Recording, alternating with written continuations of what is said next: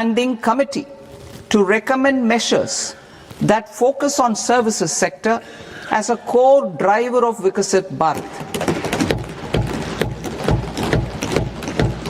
This will make us a global leader in services with a 10% global share by 2047.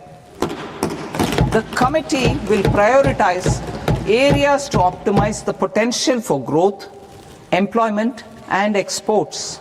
They will also assess the impact of emerging technologies, including AI, on jobs and skill requirements and propose measures thereof. To create a range of skilled career pathways, a new range of skilled career pathways for our youth, I propose interventions in the following sectors. Health. Existing institutions for allied health professionals will be upgraded and new AHP institutions established in private and government sectors. This will cover 10 selected disciplines, including optometry, radiology, anesthesia, OT technology, applied psychology and behavioral health, and add 1 lakh AHPs over the next 5 years. A strong care system covering geriatric and allied care services will be built. A variety of NSQF aligned programs will be developed to train multi-skilled caregivers, combining core care and allied skills such as wellness, yoga, and operation of medical assistive devices. In the coming year, 1.5 lakh caregivers will be trained.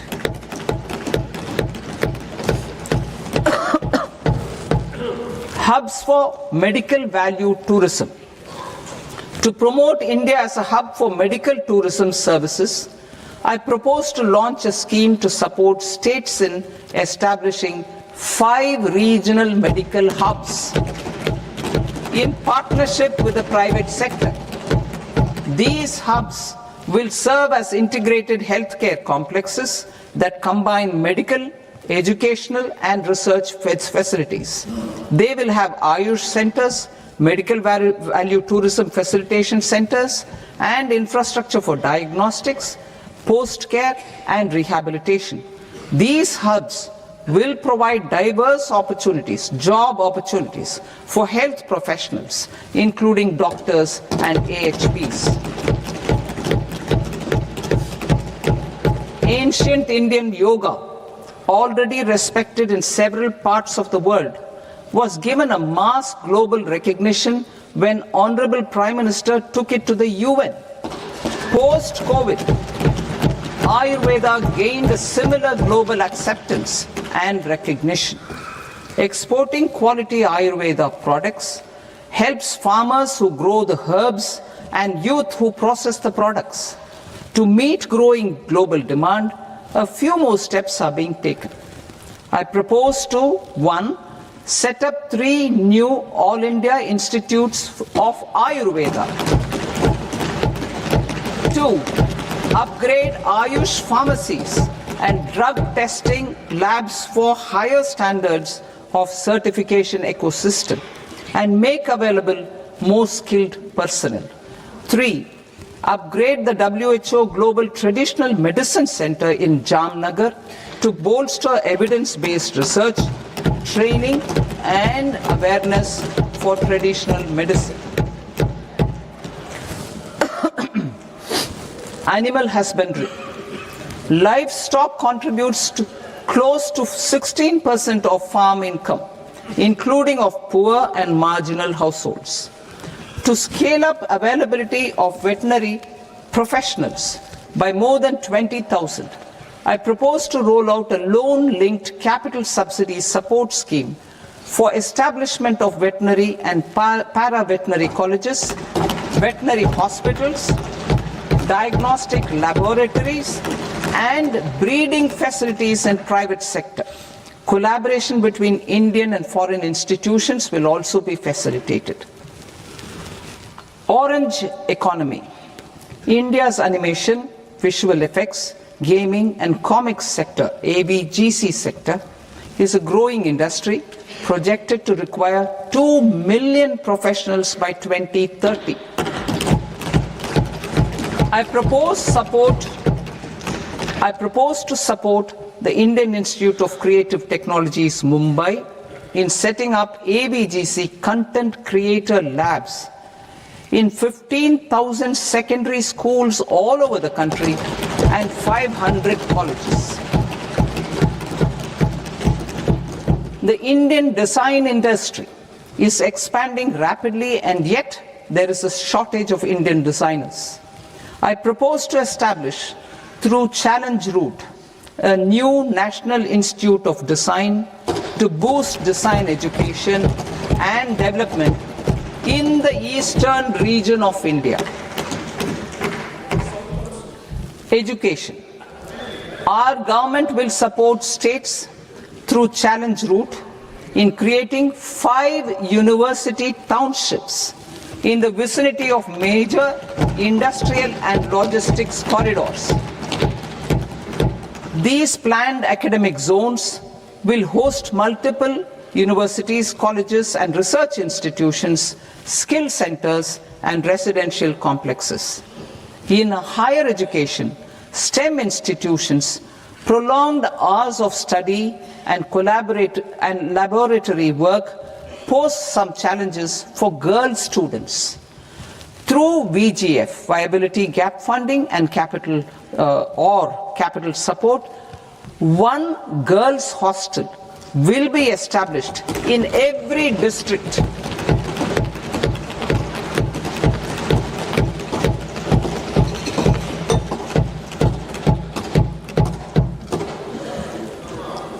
To promote astrophysics and astronomy via immersive experiences. 4 telescope infrastructure facilities will be set up or upgraded. The National Large Solar Telescope, the National Large Optical Infrared Telescope, the Himalayan Chandra Telescope, and the Cosmos 2 Planetarium. Tourism. The tourism sector has the potential to play a large role in the employment generation, forex earnings, and expanding the local economy. I propose to set up a National Institute of Hospitality by upgrading the existing National Council for Hotel Management and Catering Technology. It will function as a bridge between academia, industry, and government.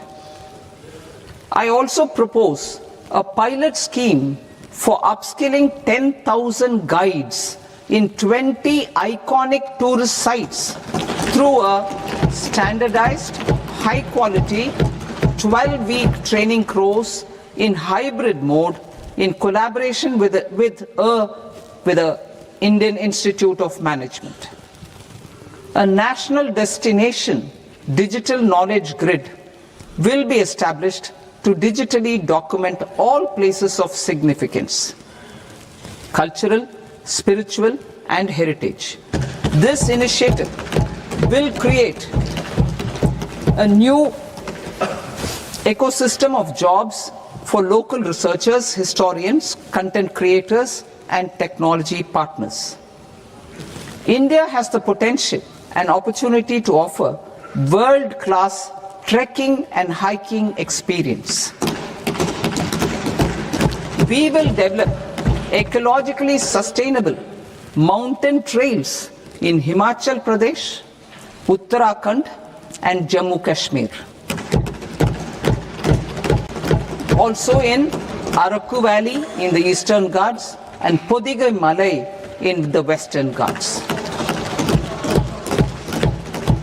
Turtle trails along key nesting sites in the coastal areas of Odisha, Karnataka and Kerala.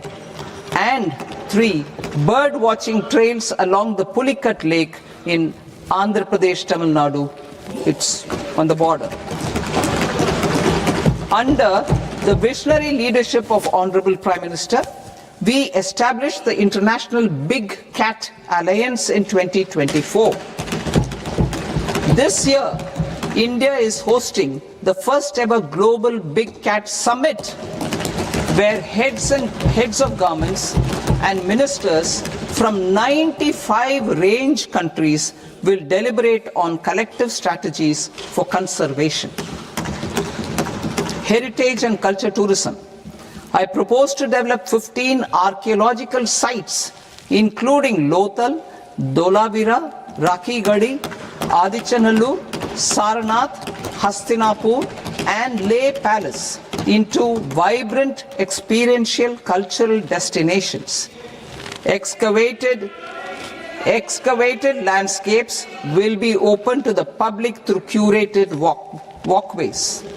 Immersive storytelling skills and technologies will be introduced to help conservation labs, interpretation centers, and guides. The sports sector provides multiple means of employment, skilling, and job opportunities. Taking forward the systematic nurturing of sports talent, which is set in motion through the Khelo India program earlier, I propose to launch a Khelo India mission to transform the sports sector over the next decade. The mission will facilitate an integrated talent development pathway supported by training centers, which are foundational, intermediate, and elite levels. B, systematic development of coaches and support staff. C, integration of sports science and technology. D, competitions and leagues to promote sports culture and provide platforms. And E, development of sports infrastructure for training and competition. Our third Kartavya aligns with our vision of Sabka Saath, Sabka Vikas towards Vikasit Bharat. This requires targeted efforts for 1. Increasing farmer incomes through productivity enhancement and entrepreneurship, with special attention to small and marginal farmers. B. Empowering Divyang Jan through access to livelihood opportunities, training, and high-quality assistive devices. C. Empowering the vulnerable to access mental health and trauma care. D. Focus on the Purvodaya states and the Northeast region to accelerate development and employment opportunities. Fisheries. We will undertake initiatives for integrated development of 500 reservoirs and Amrit Sarovars. 2. Strengthen the fisheries value chain in coastal areas and enable market linkages involving startups and women-led groups together with fish farmer producer organizations. Animal husbandry. To provide quality employment opportunities in rural and peri-urban areas, we will support the animal husbandry sector in entrepreneurship development through A. A credit-linked subsidy program.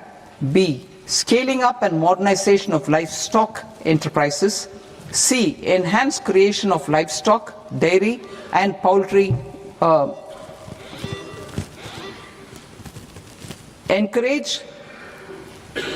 read that again. Enhanced creation of livestock, dairy, and poultry-focused integrated value chains. And D. Encourage creation of livestock farmer-producer organizations. High-value agriculture. To diversify farm outputs, increase productivity, enhance farmers' incomes, and create new employment opportunities, we will support high-value crops such as coconut, sandalwood, cocoa, cashew in the coastal areas, agar trees in northeast, and nuts such as almonds, walnuts, and pine nuts in our hilly regions. These, all of them, will be supported. India is the world's largest producer of coconuts. About 30 million people, including nearly 10 million farmers, depend on coconuts for their livelihood. To further enhance competitiveness in coconut production, I propose a coconut promotion scheme to increase production and enhance productivity through various interventions, including replacing and non-productive trees, with new saplings or plants or varieties in major coconut growing states. A dedicated program is proposed for Indian cashew and cocoa to make India self-reliant in raw cashew and coconut production and processing, enhance export competitiveness, and transform Indian cashew and Indian cocoa into premium global brands by 2030. Sandalwood. Sandalwood is closely linked to India's social and cultural heritage. Our government will partner with state governments to promote focused cultivation and post-harvest processing to restore the glory of the Indian sandalwood ecosystem, to rejuvenate old, low-yielding orchards and expand high-density cultivation of walnuts, almonds, and pine nuts. We will support a dedicated program to enhance farmer incomes and in bringing value addition by engaging youth. Bharat Vistar, that is virtually integrated system to access agricultural resources. I propose to launch Bharat Vistar, a multilingual AI tool that shall integrate the AgriStack portals and the ICAR package on agricultural practices with AI systems. This will enhance farm productivity, enable better decisions for farmers, and reduce risk by providing customized advisory support. She Marts for rural women-led enterprises. Building on the success of Lakpati Didi program, I propose to help women take the next step from credit-linked livelihoods to being owners of enterprises. Self-help entrepreneur, She Marts will be set up as community-owned retail outlets within the cluster-level federations through enhanced and innovative financing instruments. Empowering Divyangjan. Divyangjan Kaushal Yojana.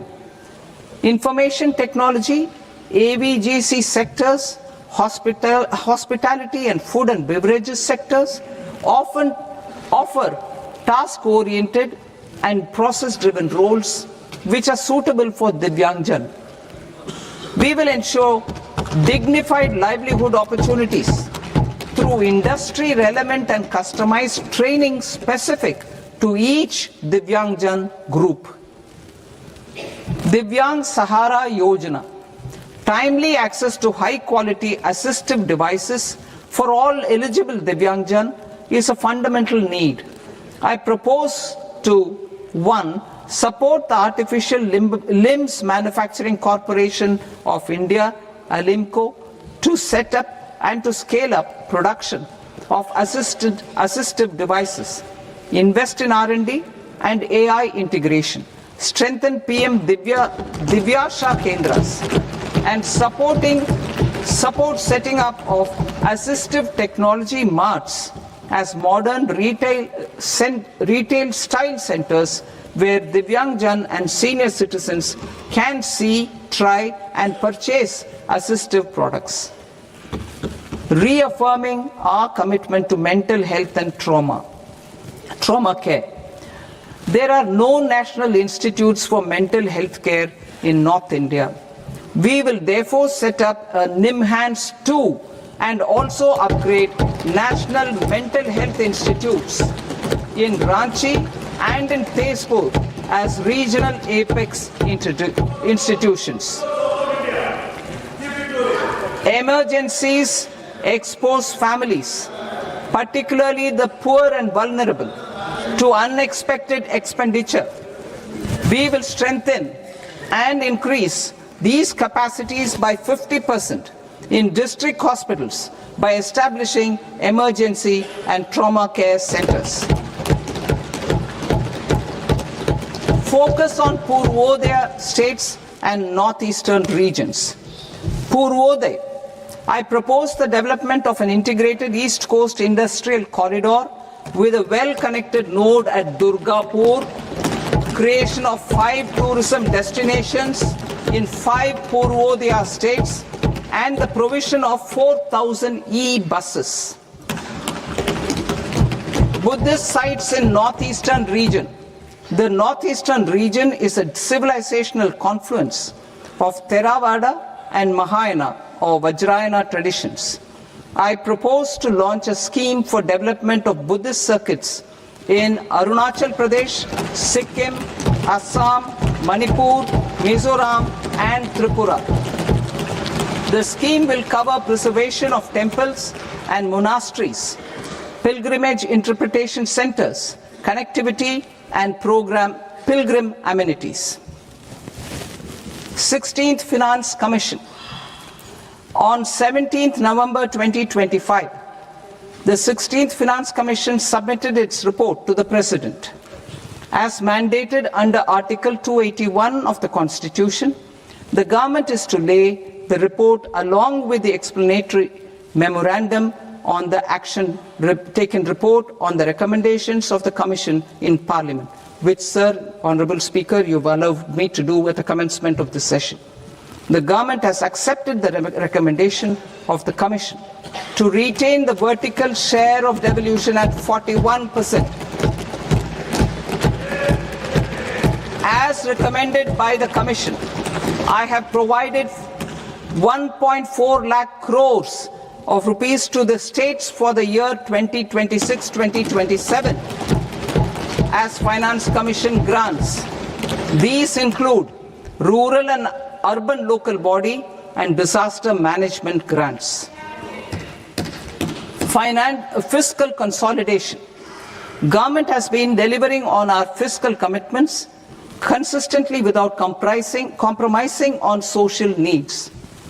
To strive towards accepted standards of fiscal management in Budget 25-26, I had indicated that the central government would target reaching a debt to GDP ratio of 50 plus or minus 1% by 2030-31.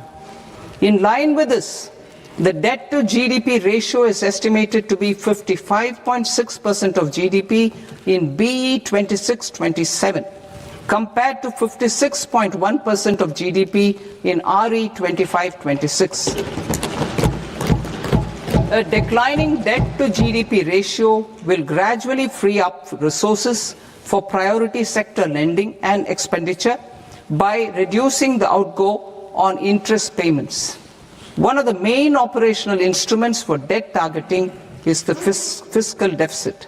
I am happy to inform this august House that I fulfilled my commitment made in 2021-2022 to reduce fiscal deficit below 4.5% of GDP by 25-26. In RE 25-26, the fiscal deficit has been estimated at par with BE of 2025-26 at 4.4% of GDP. In line with the new fiscal prudence path of debt consolidation, the fiscal deficit in BE 26-27 is estimated to be 4.3% of the GDP.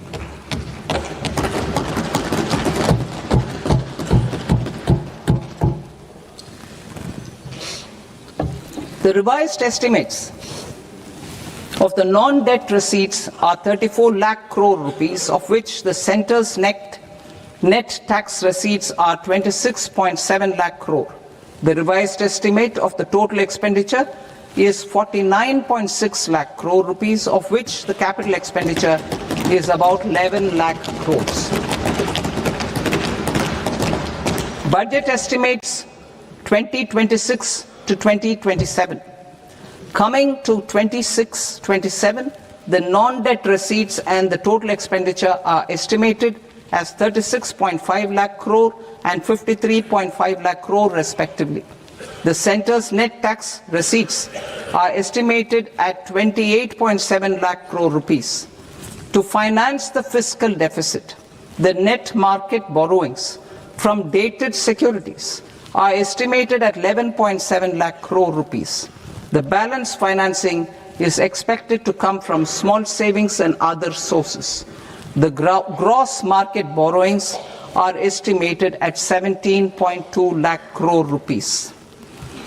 I'll now move to Part B. Part B, direct taxes.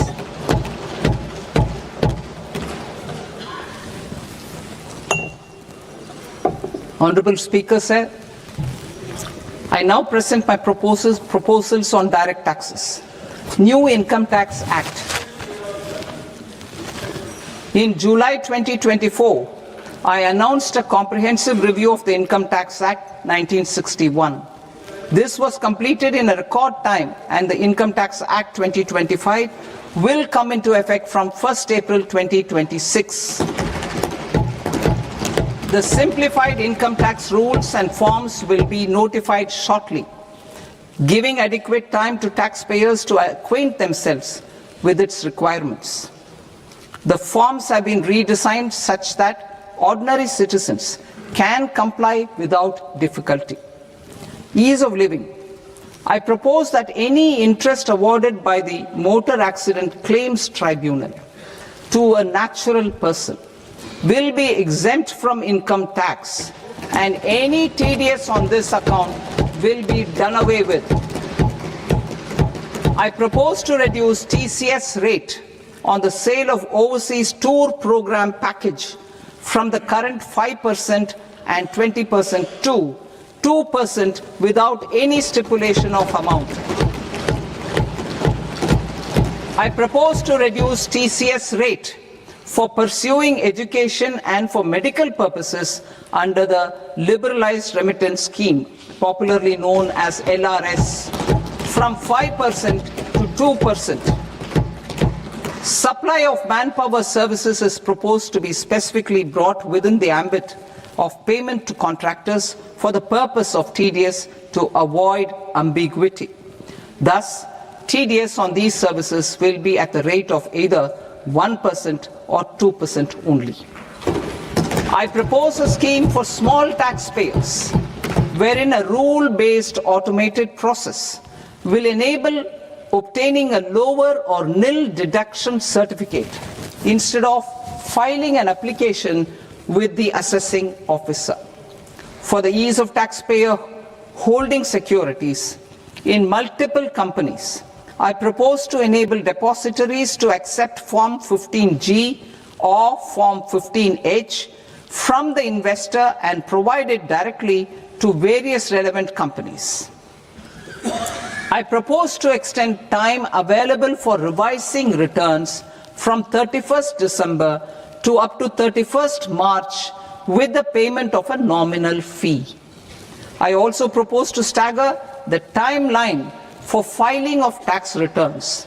Individuals with ITR 1 and ITR 2 returns will continue to file till 31st July, and non-audit business cases or trusts are proposed to be allowed time till 31st August.